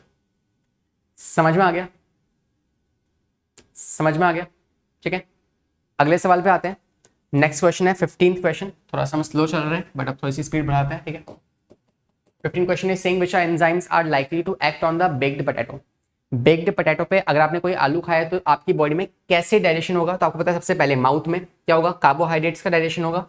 तो पैनकेटिक अमाइलेज नहीं होगा, सलाइवरी अमाइलेज काम कर सकता है, माल्टेज काम नहीं करेगा, और डाइसैकेराइड लाइक माल्टेज जो है वो भी नहीं करेगा, ये होगा आंसर। ठीक है, पहले आप जानते हैं कि आपकी माउथ के अंदर 30% अमाइलेज डाइजेस्ट कर देगा स्टार्च को, फिर स्टमक के अंदर जाके प्रोटीन्स होंगे, और फिर लास्ट स्मॉल इंटेस्टाइन में आके बचे हुए 70% जो आपके स्टार्च था वो डाइजेस्ट हो जाए। ओके, 16th क्वेश्चन पे आते हैं। कह रहा है anxiety and eating the spicy food, किसकी वजह से, क्या क्या क्यों होगा, ऐसा खाने की वजह से क्या हो सकता है, डायरिया, जॉन्डिस, वॉमिटिंग या फिर इंडाइजेशन, तो इंडाइजेशन हो सकता है। ठीक है, 17 क्वेश्चन कह रहा था activity carboxypeptidase is requires which of the following, तो जिंक आयन, जिंक जो है वो एक को फैक्टर की तरह इस्तेमाल होता है, it is use as a cofactor, इसमें इसको एक्टिवेशन में, ठीक है, इसको काम लेने के लिए, इसके एक्टिवेशन के लिए हम इसका जिंक का नीड पड़ती है। ठीक है, जैसे अगर आपको याद हो तो अगर हम ब्लड क्लॉटिंग की बात करें तो ब्लड को क्लॉट करवाने के लिए कैल्शियम की आवश्यकता पड़ती है, तो ऐसे यहाँ पे जिंक की आवश्यकता पड़ती है। 18th क्वेश्चन आपसे कह रहा है the where do certain symbiotic micro organisms are normally found, तो सीकम, सीकम हमारी बॉडी में आप जानते हैं लार्ज इंटेस्टाइन और स्मॉल इंटेस्टाइन के जंक्शन पे मिलता है, और वो एक ऐसा पार्ट है जहाँ पे आपको बहुत सारे सिम्बायोटिक माइक्रो ऑर्गेनिजम्स मिल जाएंगे जो कि आपकी बॉडी में हेल्प कर रहे हैं काफी सारे प्रोसेस के अंदर, वाइटामिन की फॉर्मेशन के अंदर। ठीक है, क्वेश्चन नंबर 19 आपसे कह रहा है the purple red pigment rhodopsin जो होता है contains the rod type of photo receptor cells of the I, human I, is a derivative of, तो अगर आपसे बात की जाए रोडॉप्सिन, आपसे बात की जाए जो रोडॉप्सिन होता है उसका प्रिकर्सर कौन है, किससे बनता है, तो ध्यान रखना रोडॉप्सिन जो है विटामिन ए से बनता है, बिकॉज मुझे कैसे याद है, मुझे याद है क्योंकि विटामिन ए की कमी से क्या होता है, नाइट ब्लाइंडनेस, नाइट ब्लाइंडनेस, तो इसे अगर खाओगे अच्छे से आपकी बॉडी में विटामिन ए की डेफिशिएंसी नहीं होगी, तो इन दैट केस आपकी बॉडी में आपकी आंख पे रॉड सेल्स बिल्कुल सही रहेंगी, रोडॉप्सिन की मात्रा ठीक रहेगी। कहां से मिलता है विटामिन ए, तो ये कैरेट से मिल जाता है ना, ग्रीन वेजिटेबल से मिल जाता है, इसके अलावा if you are non vegetarian तो आपको गॉट मीट से मिल जाएगा, लिवर ऑयल से मिल जाएगा, एग से मिल जाएगा, इन जगहों से आपको विटामिन ए जो है वो मिलता है। ठीक है, और अगर इसकी डेफिशिएंसी हुई तो डेफिशिएंसी क्या होगी, नाइट ब्लाइंडनेस, जिसको आप निक्टोलोपिया भी कहते हो, है ना, निक्टोलोपिया हो सकता है या फिर केरेटोमलेशिया कॉर्निया भी हो सकता है। केरेटोमलेशिया कॉर्निया क्या होता है, इसमें जो आपकी ये जो कॉर्निया है वो आप जानते हो बिल्कुल ही ट्रांसपेरेंट होती है, cornea is the outer most layer which is totally transparent, लेकिन ये हल्की सी ना व्हाइटिश अपीयरेंस में आना शुरू हो जाती है, और इसकी वजह से पर्सन को दिखना बंद हो जाएगा, बिकॉज कॉर्निया अगर ट्रांसपेरेंट ही नहीं रही, वो ओपेक हो गई, तो फिर दिखना आपको दिखेगा तो है नहीं। तो इस केस में आपने देखा मूवीज होती हैं, मूवीज में भूत जो होते हैं ना, गोस्ट, उनकी आंखें कैसी होती है, व्हाइट व्हाइट सी, प्रॉपर व्हाइट, तो वो proper white is a condition जो नॉर्मल देखने को भी मिलती है, कुछ बच्चों में ये कंडीशन होती है, केरेटोमलेशिया कॉर्निया, इसको आप सर्च करना गूगल पे, ठीक है, स्पेलिंग देख लेना एक बार। तो ये जो कंडीशन है, एक बीमारी है जिसमें आप देखोगे कि बच्चों की आंखें जो है वो व्हाइट हो गई हैं, प्रॉपर्ली भूत वाली आंखें वैसी हो गई हैं। ठीक है, this is the condition which happens there. तो विटामिन ए की वजह से क्या होता है, विटामिन ए की वजह से नाइट ब्लाइंडनेस, या फिर दूसरा नाम क्या है नाइट ब्लाइंडनेस का, दैट इज निक्टोलोपिया, ये हो सकता है। ठीक है, तो this is the correct answer. आते हैं अगले सवाल पे, क्वेश्चन नंबर 20। बड़ा ही इजी सवाल है ना, ये तो आपको आते ही होगा, तो मेरे को लगता है मैंने ये पहला ऐसा सवाल है जो मैंने काफ़ी इजी डाला है, बाकी सवाल तो ठीक ठाक मॉडरेट लेवल के थे, है ना, जिसमें आपको शायद कुछ कुछ बातें सोचनी भी पड़ सकती थी, तो आपने सोची होंगी, है ना, काफ़ी कुछ नया सीखा भी होगा। तो ये कह रहा है कि बताओ which one of the following is correctly represents the normal adult, adult का पूछ रहा है, तो 2 1 2 3, है ना, ऑप्शन नंबर सी 2 1 2 3। क्वेश्चन कौन सा है, 21, चलिए 21 आपसे कह रहा है the carrier ions like sodium facilitates the absorption of substances like, तो सोडियम जो है वो किस चीज का कंडक्शन करवाते हैं, तो फ्रक्टोज आप जानते हो नहीं होगा, फैसिलिटेट से होता है ना, फैटी एसिड एंड ग्लिसरॉल नहीं, सिंपल डिफ्यूजन से होगा, सिंपल डिफ्यूजन से होगा, ये भी नहीं है। अमाइनो एसिड्स एंड ग्लूकोज आप जानते हो, ये आपका होगा किसी में से, fatty acid again simple diffusion, और फर्स्ट वाला अमाइनो एसिड्स और ग्लूकोज जो है ये होता है आपके किससे, sodium active co transportation. Co transportation जो कि एक एक्टिव डिफ्यूजन है, इससे होगा, तो option number A is the correct answer. ठीक है, क्वेश्चन नंबर 22 कह रहा है for some reason the goblet cells are not functional. अगर गॉबलेट सेल्स काम नहीं करेंगे तो पहले सोचो गॉबलेट सेल्स करती क्या है, तो ही जवाब निकलेगा। क्या करते हैं goblet cells? They are responsible for the production of mucus. और मान लो अगर बॉडी के अंदर म्यूकस ही नहीं है, आपकी जो इंटेस्टाइन है वहां से म्यूकस निकलता है, म्यूकस नहीं निकला तो इन दैट केस क्या होगा, बॉडी में स्मूथ कंडक्शन नहीं हो पाएगा, खाना जो है वो नीचे मूव नहीं कर पाएगा, रफनेस हो जाएगी बॉडी के अंदर, ड्राई हो जाएगा। जैसे होता है सड़क होती है, एक खुरखुरी सी सड़क होती है, वहां पे आप सिंपली स्किट नहीं मार सकते। एक स्मूथ टाइल्स लगे हैं तो आप सिंपली स्किट मार दोगे, तो दैट्स अ केस हियर, है ना। तो आप कहोगे smooth movement of food down the intestine will not be possible. ये चीज जो है ये अफेक्ट हो जाएगी। ठीक है, 23 क्वेश्चन पे आते हैं। क्वेश्चन नंबर 23 आपसे कह रहे हैं if for some reason the parietal cells are not functional. अगर पैराइटल सेल्स काम नहीं कर रहे हैं तब क्या होगा? तो पैराइटल सेल्स का काम क्या होता है? HCl का प्रोडक्शन करना है। HCl नहीं बनेगा तो पेप्सिनोजन अफेक्ट हो जाएगा, पेप्सिनोजन जो है वो पेप्सिन में कन्वर्ट नहीं हो पाएगा।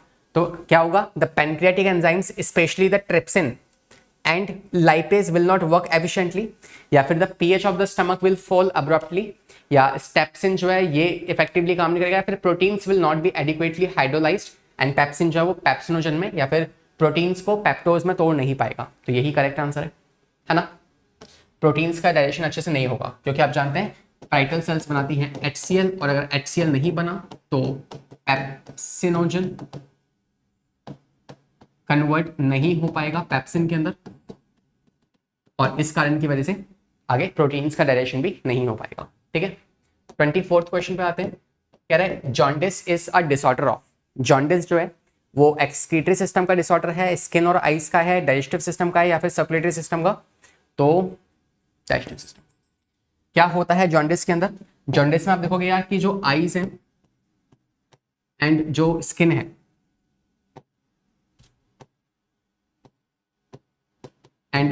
है ये हल्की सी ना पेल येलो कलर की हो जाती है। इनकी अपीयरेंस पेल येलोइश कलर की हो जाती है। क्यों? Because of the accumulation of bilirubin. Accumulation of bilirubin एक पिगमेंट है ना, बाइल सॉल्ट का एक पिगमेंट है, जिसकी एक्यूमुलेशन अगर बॉडी में होगी तो इन दैट केस वहां पे बॉडी के पार्ट्स में येलोइश अपीयरेंस देखने को मिल जाएगी आपको। ठीक है, अब क्यों होता है ये? क्यों ये बिलिरुबिन जो है ये आपकी बॉडी में एक्यूमुलेट होना स्टार्ट होगा? तो एक्चुअली में मान लो कोई पर्सन हुई सफरिंग फ्रॉम मलेरिया या फिर सिकल सेल एनीमिया, तो उसकी बॉडी में क्या होगा? आरबीसीज की प्रॉपर फॉर्मेशन नहीं हो पाएगी, या फिर आरबीसीज का ज्यादा ब्रेकडाउन होगा। ये तो होता है मलेरिया में और आपके सिकल सेल एनीमिया में, तो आरबीसीज का फ्रीक्वेंट ब्रेकडाउन होगा। इस वजह से बॉडी में आरबीसीज की कमी हो जाएगी, है ना, या ज्यादा आरबीसीज ब्रेकडाउन हो रही है, और उस वजह से बिलिरुबिन जो होगा पिगमेंट, है ना, जो कि अगेन उसका एक्यूमुलेशन होना स्टार्ट हो जाएगा, बिकॉज आरबीसीज का डिस्ट्रक्शन ज्यादा हो रहा है। तो उसके इसमें जॉन्डिस का खतरा हो सकता है। दूसरा, अगर मान लो आपकी बॉडी में लिवर में कोई खराबी हो गई है, लिवर आप जानते हो लिवर जो है वो उस बाइल जूस को, सॉरी इन बाइल पिगमेंट्स को जो कि बिलिरुबिन है उसको एक्सक्रीशन में भेज देता है, एक्सक्रीट करने के लिए। अब लिवर ही काम नहीं कर रहा है तो इसको एक्सक्रीशन के लिए भेजेंगे ही नहीं, और ये ब्लड स्ट्रीम में जाके मिक्स हो जाएगा, तो फिर अगेन जॉन्डिस हो सकता है। तो ये कंडीशंस, ये कारण हो सकते हैं जॉन्डिस के, और ये डाइजेस्टिव सिस्टम का एक डिसऑर्डर होता है।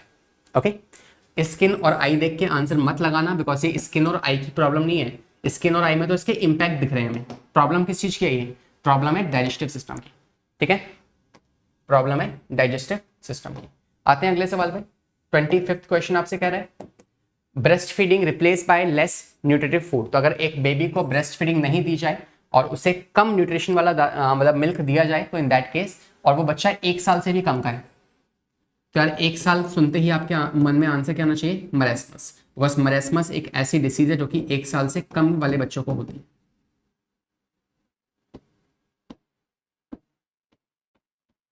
ठीक है, 1 साल से कम वाले बच्चों को ये वाली डिसीज होती है।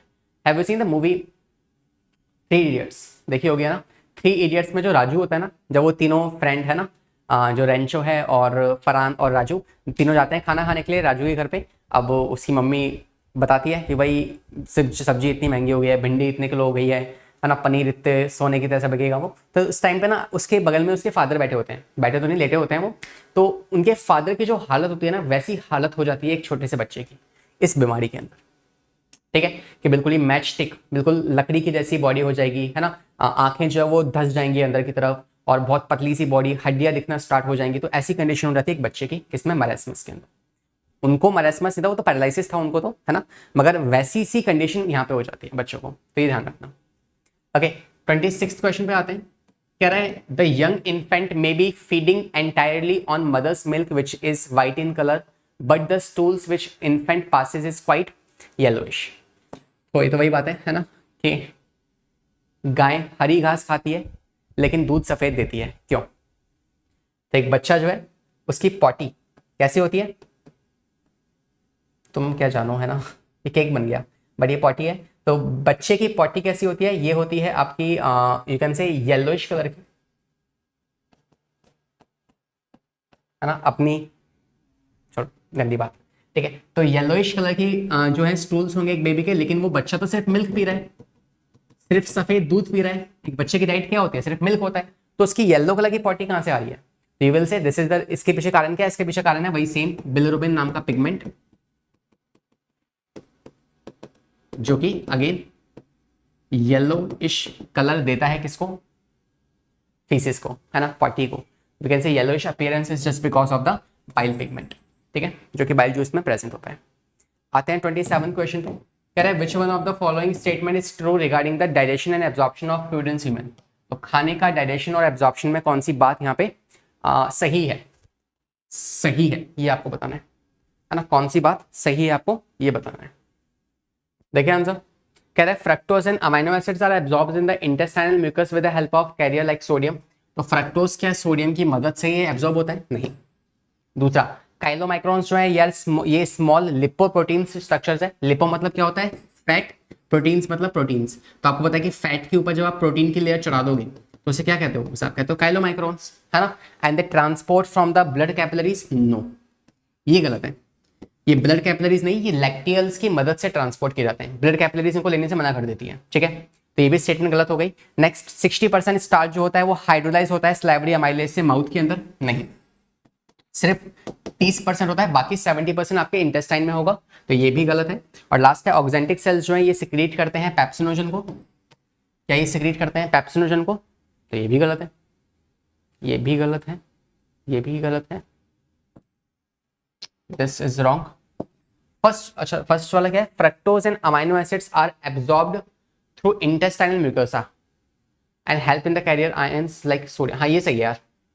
अमाइनो एसिड्स आपको पता है ग्लूकोज की तरह एब्जॉर्ब होते हैं, और जो आपके फ्रक्टोज हैं वो क्या है? वो भी आपका फैसिलिटेट से ट्रांसपोर्ट की वजह से क्या होगा? ट्रांसपोर्टेशन होने वाला है, लेकिन यहाँ पे भी सोडियम का इस्तेमाल तो होगा, हालांकि एनर्जी का इस्तेमाल नहीं हो रहा, मगर कॉन्सेंट्रेशन के ग्रेडियंट जब वो मूव करेगा बाहर से अंदर की तरफ तो वो सोडियम के साथ ही जाएगा, अकेला खुद नहीं जा सकता एंट्री, ठीक है। तो कुछ प्रोटीन्स आएंगे और सोडियम का एक्सचेंज होगा, और उसी दौरान फ्रक्टोज का एक्सचेंज भी हो जाएगा। तो यहाँ पे एटीपी का इस्तेमाल नहीं होगा लेकिन सोडियम का होगा, ठीक है। तो ये हमारा करेक्ट आंसर है, ठीक है। तो इस सवाल से हमने क्या सीखा कि भाई सवाल को अच्छे से रीड करना है। 28th क्वेश्चन आपसे कह रहा है which one of the following pair of food component in the human reaches the stomach totally undigested. Stomach तक ऐसा वो क्या है जो कि अनडाइजेस्टेड पहुंच जाता है, बिना डाइजेस्ट हुए? तो starch and fat, fat and cellulose, starch and cellulose, या फिर प्रोटीन्स एंड स्टार्च। तो आप कहोगे फैट एंड सेलुलोज। आपको पता है कि फैट का डाइजेशन सीधे सीधे कहां पे जाके होता है? इंटेस्टाइन में जाके होता है। तो स्टमक तक फैट का डाइजेशन बिल्कुल भी नहीं हो रहा, और सेलुलोज का तो बिल्कुल आपकी बॉडी में कहीं पे भी नहीं होता, ठीक है। This is the correct answer. तुम्हें क्या परेशानी है भाई? 29th पे आते हैं। कह रहा है what will happen if the secretion of parietal cells of gastric glands is block with an inhibitor. अगर पैराइटल सेल्स को ब्लॉक कर दिया जाए तो सेम HCl नहीं होगा, पेप्सिनोजन काम नहीं कर पाएंगे, तो आंसर होगा इसका absence of HCl secretion, inactive pepsinogen convert नहीं हो पाएंगे पेप्सिन के अंदर, ये करेक्ट आंसर है। बाकी ऑप्शंस आप पढ़ सकते हैं, है ना, पढ़ जरूर लेना एक बार। 30 क्वेश्चन आपसे कह रहा है which one of the following that fat soluble vitamin. तो ध्यान रखना फैट सोल्यूबल विटामिन कौन कौन से होते हैं? मैं से एडिक से याद रखता हूं, ADEK, vitamin A, vitamin D, vitamin E, vitamin K। तो ये 4 ऐसे विटामिन हैं जो कि फैट सोल्यूबल विटामिन होते हैं। इसके अलावा बाकी सारे विटामिन C हो गया, विटामिन B हो गया, विटामिन E हो गया, है ना। विटामिन, ये सारे विटामिन क्या हैं, ये सारे फैट इनसॉल्यूबल हैं, लेकिन ये 4 फैट सॉल्यूबल होते हैं, ठीक है।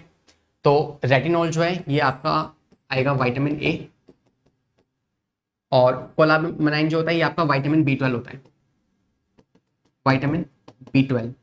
तीसरा कैल्सीफेरॉल जो है पेलिग्रा, ये आपके विटामिन ई होता है, सॉरी विटामिन कौन सा होता है,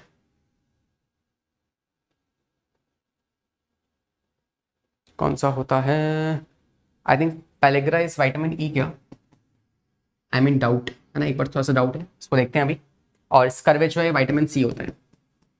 तो इनमें से कौन है जो कि आपका फैट सॉल्युबल विटामिन है, फैट सॉल्युबल विटामिन है, तो वो आपका एक ही है, रेटिनोल, ठीक है, retinol, this is the correct answer. अगले पे आ जाओ। 31 examination of blood, a person suspected in having the anemia shows a large immature nucleated erythrocytes। Anaemia है ना, विदाउट द हीमोग्लोबिन, उसके बारे में हीमोग्लोबिन नहीं है। सप्लीमेंट्स इन द डाइट, क्या सप्लीमेंट आप उसको दोगे कि उसके बारे में हीमोग्लोबिन बनना स्टार्ट हो जाए, तो सिंपली आप दोगे फॉलिक एसिड एंड कोबालमाइन। ये क्या होता है, ये आपका विटामिन B12 होता है, जो मैं आपको बता रहा था कि इसे एब्जॉर्ब करने के लिए क्या चाहिए होता है बॉडी के अंदर, स्टमक के अंदर चाहिए होता है कासल इंट्रिंसिक फैक्टर। तो स्टमक के अंदर अगर कासल इंट्रिंसिक फैक्टर नहीं होगा तो विटामिन B12 एब्जॉर्ब नहीं हो पाएगा, और इससे क्या हो जाएगा, विटामिन आरबीसीज नहीं बन पाएंगी, मैच्योर नहीं हो पाएंगी, that is why pernicious anaemia हो जाएगा। तो इसमें ये जो आपका कोबालमाइन है ये जरूरी होता है किसके लिए, मैच्योरेशन ऑफ आरबीसीज के लिए, मैच्योरेशन ऑफ आरबीसीज के लिए इसकी आवश्यकता होती है। दूसरा फॉलिक एसिड जो है ये जरूरी होता है ग्रोथ ऑफ आरबीसीज के लिए, ग्रोथ ऑफ आरबीसीज, आरबीसीज ढंग से बनेंगे, आरबीसीज मैच्योर होंगे तभी तो इसमें हीमोग्लोबिन आएगा ना। तो this is what we can say suggest करेंगे उस पर्सन को कि फॉलिक एसिड और कोबालमाइन जो है वो होना चाहिए उसकी डाइट के अंदर, ठीक है। 32 पे आते हैं, कह रहा है secretion of secretin and cholecystokinin जो है ये डाइजेस्टिव हार्मोन्स हैं, और ये कौन सिक्रीट करता है, तो ये ड्यूडेनम जो है वो सिक्रीट करता है, ठीक है। 33 आपसे कह रहा है epithelial cells of intestine involves the food absorption and their surface microvilli में आप जानते हैं ना, सरफेस एरिया इंक्रीज होता है जिसकी वजह से बेटर डाइजेशन या एब्जॉर्प्शन हो पाता है, ठीक है। 34 कह रहा है a patient is generally advise to specially consume more meat, lentils, milk या फिर egg in the diet only when he suffers from. तो when a person is suffering from which of the disease, तब उसे कहा जाएगा कि भाई ये चीजें ज्यादा खाओ। तो when the person is suffering from, देखो मीट में आपके मिल्क में क्या होता है, प्रोटीन्स होते हैं, एग में प्रोटीन्स होंगे, और प्रोटीन से सफर करने वाली डिसीज कौन सी है, क्वाशिकोर, ठीक है। तो the patient must be suffering from kwashiorkor, okay. 35 पे आते हैं, कह रहे थे rich source of vitamin B12। Vitamin B12 ज्यादा कहां पाया जाएगा, तो it will be present in the guts, liver and spirulina. इसके अलावा ये आपको मिल जाएगा कैरेट के अंदर, या आप कह सकते हो मीट के अंदर, एग्स के अंदर, है ना, लिवर ऑयल के अंदर मिल जाएगा ये आपको, ठीक है। 36 क्वेश्चन आपसे कह रहा है duodenum has characteristics Brunner's gland. आपको बताया था कि दीज आर द विलाई, और नीचे क्या है, सबम्यूकोसा, सबम्यूकोसा में होती है क्या, बर्नर्स ग्लैंड। क्या करती है, कोलेसिस्टोकाइनिन और सिक्रेटिन को सिक्रीट करती है। सिक्रीट 2 हार्मोन्स कौन से हैं वो, सिक्रेटिन और कोलेसिस्टोकाइनिन, ठीक है। 37 कह रहा है which of the following pair is not correctly match, कौन सी करेक्टली मैच नहीं है, तो पर्निशियस एनीमिया विटामिन B12 की कमी से होता है, बिल्कुल सही है ना। कॉन्वुलस जो है B6 से होगा, बेरी जो है विटामिन B की कमी से होता है, ये भी सही है, ये भी सही है। लास्ट प्लेग्रा जो है ये विटामिन B से नहीं होता, प्लेग्रा विटामिन B से नहीं होता, कमी से नहीं होता। आई थिंक ये विटामिन E या विटामिन K से होता है, एक बार क्रॉस चेक करना है ना प्लेग्रा का, I am not sure about it, या फिर K, ठीक है। K है क्या, K ही होगा मेरे ख्याल से, ज्यादा मुझे लगता है, ठीक है। बढ़े आगे, या इवन ये विटामिन K भी नहीं होगा, है ना, विटामिन B3 हो सकता है, just now I remember, vitamin B3 कर सकते हैं ना, विटामिन B2 से नहीं होता, विटामिन B3 से होता है ना, ठीक है। शायद पीछे भी कहीं लिखा है प्लेग्रा के बारे में,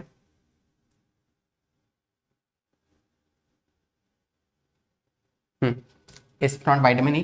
विटामिन E पता है, अगर विटामिन E की डेफिशिएंसी होगी ना तो बॉडी में रिप्रोडक्टिव सिस्टम के डिसीज आना स्टार्ट हो जाएंगे। यहाँ आएगा विटामिन B3, ठीक है, विटामिन B3। तो अगर विटामिन E कमी होगा तो रिप्रोडक्टिव डिसीज होना स्टार्ट हो जाएंगे, 38 पे आते हैं। कह रहा है ड्यूरिंग द प्रोलॉन्ग फास्टिंग, एक पर्सन जो काफी लंबी फास्टिंग पे गया हुआ है, तो इन दैट केस उसकी बॉडी में एनर्जी का सोर्स क्या होगा। सबसे पहले अगर आपने खाना नहीं खाया है ना, तो इट्स लाइक तुम गुस्सा हो गए हैं, तुमने कहा मम्मी मैं खाना नहीं खाऊंगा, मम्मी ने कहा मत खा, क्या कर मेरा क्या जा रहा है, मम्मा अपना अलग अलग स्वैग लाइफ जी रही है, वो कह रही है खाना खा, नहीं खाना मत खा, सोने में बैठ जाओ चुपचाप, ठीक है। तो तुमने खाना नहीं खाया, तो बॉडी में क्या चीज डाइजेस्ट होगी और आपको एनर्जी देगी, वो है कार्बोहाइड्रेट्स, है ना। तो कार्बोहाइड्रेट सबसे पहली वो चीज है जो ब्रेक डाउन होकर आपको एनर्जी देना स्टार्ट करेगी, एनर्जी देना स्टार्ट करेंगे। इसके बाद फिर तुमने खाना नहीं खाया, तुमने सोचा पापा आएंगे रात को, है ना, पापा से थोड़ा सा ऐसे ड्रामे करूंगा और फिर वो मुझे थोड़ा सा सिंपैथी देंगे, भावना देंगे, है ना। तो पापा आए, पापा वैसे ही बुरे मूड में थे, तुमने कहा मैं खाना नहीं खा रहा, पापा ने एक लपेट लगा दिया, है ना, फिर खाना नहीं खाया, तो फिर तुमने खाना नहीं खाया, तो इन दैट केस आपकी बॉडी में क्या कार्बोहाइड्रेट खत्म हो चुके हैं। अब कार्ब्स नहीं है तो आपकी बॉडी में जो फैट है ना, वो फैट टूट के एनर्जी देगा। फिर भी तुमने नहीं खाया, खाना खाया, तुम इतने नालायक निकले, है ना, तुमने फिर भी खाना नहीं खाया, तो इन दैट केस आपकी बॉडी में प्रोटीन्स टूटेंगे लास्ट में, और प्रोटीन्स टूट के आपको एनर्जी देंगे। लेकिन ध्यान रखना कि अगर बॉडी में प्रोटीन्स टूट रहे हैं और प्रोटीन्स के टूटने से एनर्जी निकल रही है, तो आपकी बॉडी में किसी ऑर्गन के डैमेज होने के चांसेस हो सकते हैं, ठीक है। तो ये बहुत ही बकवास सजेशन होता है कि हम कीटो डाइट पे जाएंगे। कुछ लोग क्या होते हैं, शॉर्टकट मारने में कीटो डाइट में चले जाते हैं। कीटो डाइट जो होती है, इसमें क्या होता है, एक पर्सन जो है वो सिर्फ चिकन खाता है, कोई वेजिटेरियन आइटम नहीं खाता। तो अगर कोई कीटो डाइट्स पे जा रहा है, तो इन दैट केस उसकी बॉडी में ऑर्गन्स के खराब होने की चांसेस बहुत ज़्यादा होते हैं। तो बहुत ही प्रिसाइजली, बहुत ही सजेशंस के अंदर, मतलब किसी एक क्वालिफाइड पर्सन के गाइडेंस के अंदर ही वो पर्सन कीटो डाइट पे जाना चाहिए। ऐसे नहीं कि एकदम से आपने बंद कर दिया, तो एकदम से बंद किया तो ये सब कुछ मेटाबॉलिज्म बिगड़ जाएगा। और इवन ऐसी डाइट वाइट पे तो कभी जाना ही नहीं चाहिए, है ना। अगर आपको सच में वेट लॉस करना है तो अपनी बैलेंस डाइट रखिए। सब कुछ खाना बंद करने से डाइटिंग नहीं होती है, खाने को बैलेंस रखने से डाइटिंग होती है, ठीक है। तो इस बात को हमेशा याद रखिएगा। आते हैं अगले सवाल पे। 39 क्वेश्चन आपसे कर रहा है stools of a person in white grey colour. तो वही सवाल है ना, लिवर की वजह से होगा, बाइल जूस, पिगमेंट्स, जिसकी वजह से स्टूल्स को कलर मिलेगा, ठीक है। 40 क्वेश्चन कह रहा है हाइड्रोलिटिक एंजाइम्स जो है which act upon the pH is called as. Low pH पे कौन काम करते हैं, प्रोटीन्स को डाइजेस्ट करने वाले एंजाइम, जो कि किस में होते हैं, स्टमक में होते हैं, क्योंकि स्टमक ही एक ऐसा ऑर्गन है जिसका पीएच कैसा है, लो है, ठीक है। 2003 का सवाल था। 41 पे आते हैं। कॉन्टिन्यूस ब्लीडिंग, अगर ब्लीडिंग लगातार होती जा रही है तो ये किस वजह से हो रहा होगा, तो बिकॉज आपको पता है कि विटामिन ई, के, बी या ए। तो विटामिन के जो होता है ना, ये हेल्प करता है किसमें, फाइब्रिनोजन की फॉर्मेशन में। और अगर फाइब्रिनोजन की फॉर्मेशन प्रॉपर्ली नहीं हो पा रही तो फिर ब्लड क्लॉटिंग भी नहीं हो पाएगी। अगर ये नहीं है तो फिर ब्लड क्लॉटिंग भी नहीं हो पाएगी। दैट मीन्स विटामिन के की कमी हो रखी है उस पर्सन को, ठीक है। 42 कह रहा है which food should be eaten during the deficiency of rhodopsin. आंखों में रिडॉप्सिन जो है अगर उसकी कमी हो रही है तो कौन सा विटामिन खाएंगे, जस्ट आपको मैंने बताया था। यस टेल मी, कमेंट करो मैं, चलो क्वेश्चन पॉइंट है ना, होमवर्क है, मुझे कमेंट करके बताओ कि अगर रिडॉप्सिन जो है उसकी कमी हो रही है बॉडी में तो कौन से विटामिन की डेफिशिएंसी है ये, ठीक है। बाकी ये कैरेट को खाने से और राइपन पपाया खाने से आपको मिल जाएंगे। जो भी चीज़ें मुझे बताना जरूर, ठीक है।